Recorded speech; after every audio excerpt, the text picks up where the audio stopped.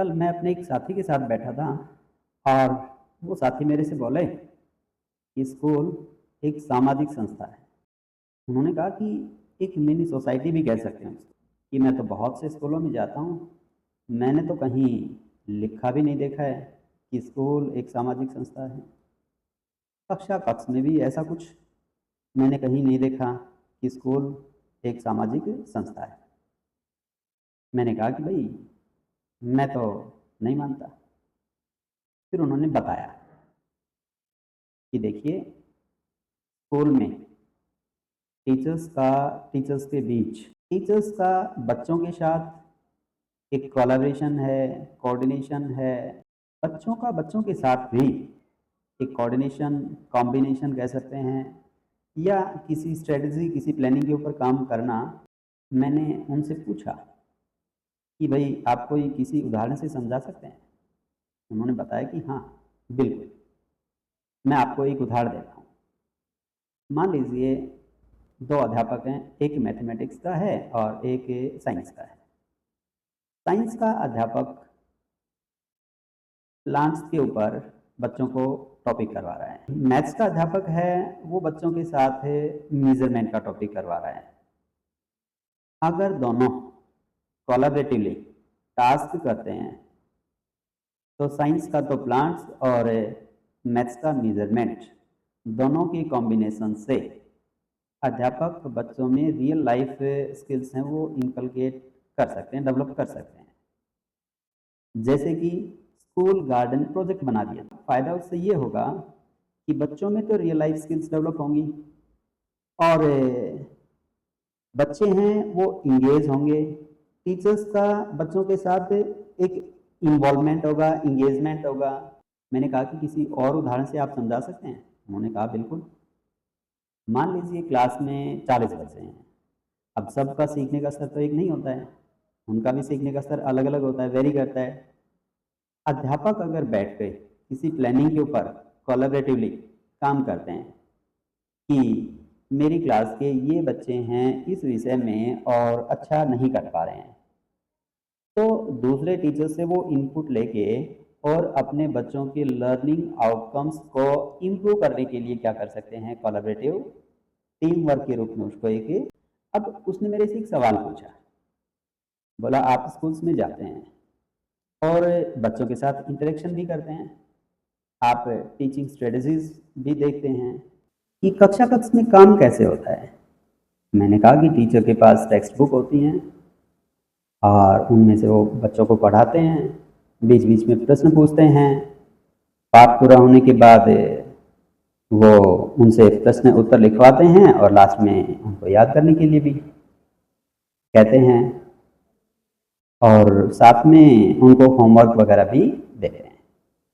उन्होंने पूछा मेरे से कि क्या कभी टीचर्स का बच्चों के बीच उनके घर परिवार, उनके सुख दुख, उनकी सामाजिक परिस्थितियों पर चर्चा होती है?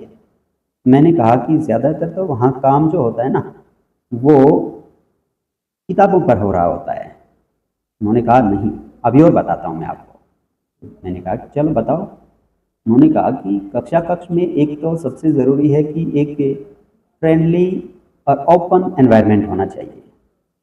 अध्यापक का बच्चों के बीच जो इंटरेक्शन है ना, वो वन वे ना होकर उसको टू वे, यानी कि बच्चे अध्यापक से प्रश्न पूछें, अध्यापक बच्चों से प्रश्न पूछे, उन दोनों का एक उचित सामंजस्य है ना, कोऑर्डिनेशन है, वो बना रहे। ग्रुप एक्टिविटी हैं वो ज़्यादा से ज़्यादा कक्षा कक्ष में हो। इससे क्या होता है, बच्चों का इन्वॉल्वमेंट, इंगेजमेंट डेवलप होता है और सोशल स्किल्स है ना, वो बच्चों में डेवलप होती हैं। मैंने कहा कि बात तो ठीक है। इसके अलावा उन्होंने कहा कि भाई मोटिवेशन और एनकरेजमेंट है ना, एप्रिसिएशन बच्चों को ज़रूर मिलना चाहिए। किसी बच्चे का छोटा सा अचीवमेंट उस बच्चे के लिए बहुत बड़ा होता है, हो सकता है वो शायद वो टीचर के लिए तो बड़ा ना हो। बात तो ठीक है। फिर मैंने उनसे यूँ कहा कि आपने बताया कि टीचर के बीच एक उचित कोऑर्डिनेशन, कॉम्बिनेशन या कह सकते हैं कोलैबोरेशन होना चाहिए। टीचर का बच्चों के बीच एक कोलैबोरेशन होना चाहिए, टीम वर्क के रूप में होना चाहिए, वो टीम वर्क के रूप में काम करें। तो क्या बच्चों के बीच भी होना चाहिए क्या? उन्होंने कहा श्योर, बिल्कुल ऐसा होना चाहिए। मैंने कहा कि फॉर एग्जाम्पल, उन्होंने बताया कि कक्षा कक्ष में अगर ग्रुप एक्टिविटी हो रही है, एक एग्जाम्पल के रूप में लेते, तो एक बच्चा दूसरे बच्चे से सीखता है, और वो जो सीखना सिखाना होता है ना, इतना नेचुरल होता है कि वहाँ पे बच्चे बगैर किसी प्रेशर, बगैर किसी दबाव के और सीख जाते हैं चीज़ों को, और उनका वो जो लर्निंग है ना, वो लर्निंग परमानेंट है। साथ में एक बच्चा दूसरे बच्चे का सम्मान भी करता है। बच्चों में एक दूसरे के प्रति सम्मान की भावना और साथ में समानता की भावना भी डेवलप होती है।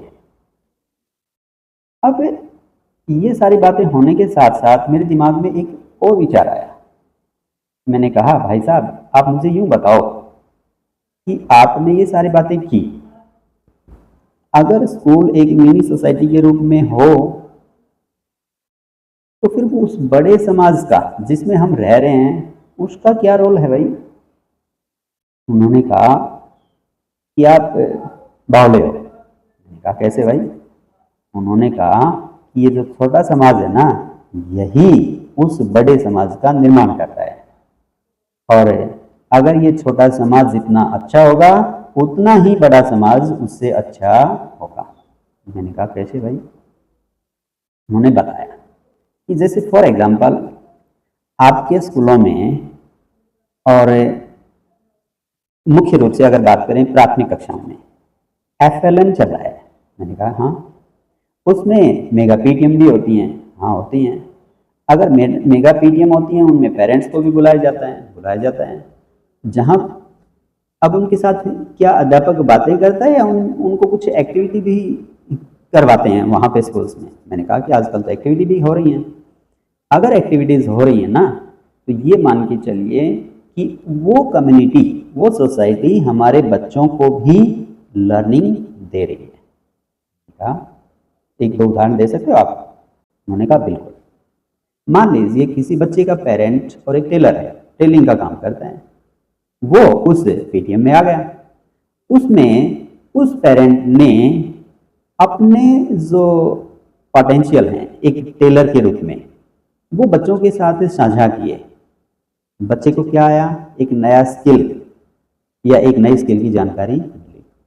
ठीक। उन्होंने कहा कि अगर किसी बच्चे का पेरेंट एक आर्टिस्ट है, वो बच्चों को कला के बारे में बता सकता है, उनको वहाँ पे पेंटिंग करके दिखा सकता है, कलर कॉम्बिनेशन के बारे में बता सकता है, ड्राइंग करना सिखा सकता है। एक बच्चे का पेरेंट मान लीजिए पुलिसमैन है, वो उस PTM में आया, ट्रैफिक रूल्स के बारे में बता सकता है, पुलिस के क्या क्या कार्य होते हैं उनके बारे में बता सकता है।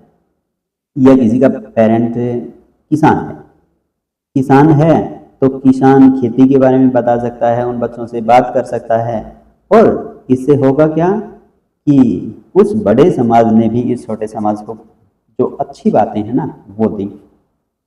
उनमें वो जो सोशल स्किल्स थी, उन सोशल स्किल्स को हमने किसमें? बच्चों में डेवलप किया। एक और बात उन्होंने कहा कि भाई एक दो बात और कहना चाहूँगा। देखिए, जब चीज़ें करके सीखी जाती है ना, तो वो सच में लर्निंग फ्रूटफुल होती है और वो परमानेंट होती है। मान लीजिए अध्यापक बात कर रहा है या काम कर रहा है किस पे? हेल्थ और हाइजीन पे। अगर वहाँ पे कक्षा कक्ष साफ सुथरा ही नहीं है, तो होना क्या चाहिए? होना ये चाहिए कि हेल्थ हाइजीन पे बात करने से पहले अपने कक्षा कक्ष को सुधार लिया जाए, सुंदर बना लिया जाए।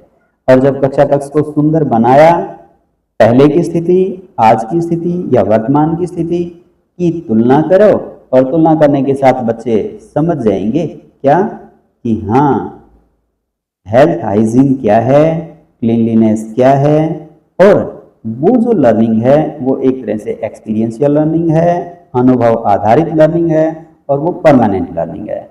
और वही लर्निंग बच्चों में सोशल स्किल्स डेवलप करती है।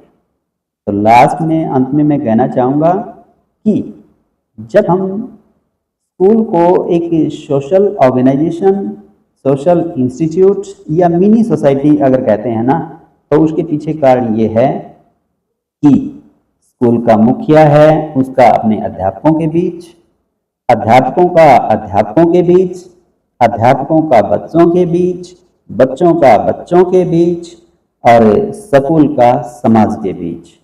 अगर एक उचित कोऑर्डिनेशन है, कोलैबोरेशन है टीम वर्क के रूप में, तो निसंदेह उस स्कूल को मिनी सोसाइटी या सोशल इंस्टीट्यूट बनने में कोई रोक नहीं सकता। और इन्हीं शुभकामनाओं के साथ मिलते हैं अगले वीडियो में। साथियों, अगर आपको ये वीडियो अच्छी लगी हो तो आप हमें संदीप केमला @एडुमेंटर संदीप हमारे एजुकेशनल यूट्यूब चैनल को सब्सक्राइब कर सकते हैं, फेसबुक चैनल को फॉलो कर सकते हैं। आपके सार्थक सुझावों का स्वागत है, अभिनंदन है। Thank you.